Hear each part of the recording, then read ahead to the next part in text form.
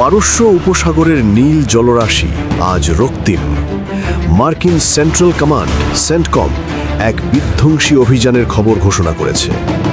দীর্ঘদিনের উত্তেজনা এখন পূর্ণ মাত্রার যুদ্ধের রূপ নিয়েছে, যার কেন্দ্রবিন্দুতে রয়েছে বিশ্বের অন্যতম গুরুত্বপূর্ণ জ্বালানি করিডোর হরমুজ প্রণালী।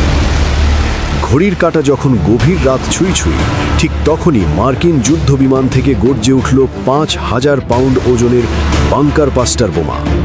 লক্ষ্যবস্তু ইরানের উপকূলীয় প্রতিরক্ষা বলয়ের গভীরে লুকিয়ে থাকা ক্ষেপণাস্ত্র লঞ্চিং প্যাড এবং অত্যাধুনিক সমরাস্ত্র ভাণ্ডার।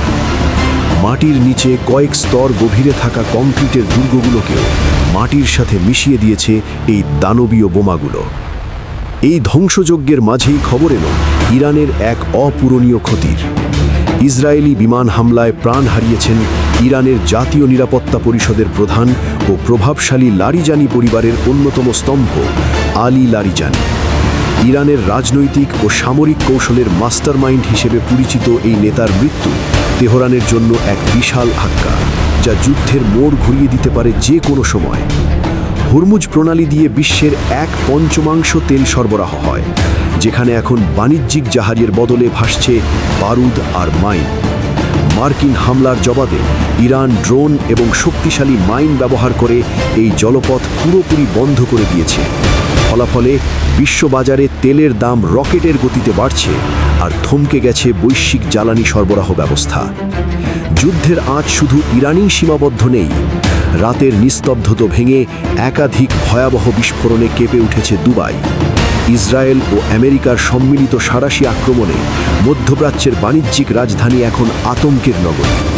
দিগন্ত জুড়ে শুধু ধোঁয়া আর আগুনের লেলিহান শিখা, যা জানান দিচ্ছে এই লড়াই সহজে থামবার নয়।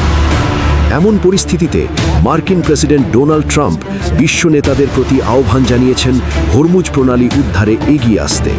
কিন্তু দৃশ্যপট ভিন্ন।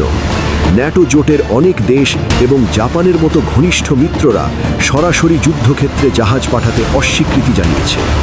মিত্রদের এই না বলাকে চরম বোকামি বলে আখ্যা দিয়েছেন ক্ষুব্ধ ট্রাম্প। হোয়াইট হাউস থেকে দেওয়া এক কড়া বিবৃতিতে ট্রাম্প আক্ষেপের সুরে বলেন, সবাই আমাদের সাথে একমত, কিন্তু কেউ সাহায্য করতে চায় না। তবে দমে যাওয়ার পাত্র নন তিনি। অস্ট্রেলিয়া বা দক্ষিণ কোরিয়ার সাহায্য ছাড়াই যুক্তরাষ্ট্র এই লড়াই চালিয়ে যাবে বলে তিনি ঘোষণা করেছেন। ট্রাম্পের সাফ কথা, আমেরিকা একাই যথেষ্ট এই হুমকি মোকাবেলায়। Mohammad Hossain, BD24 news.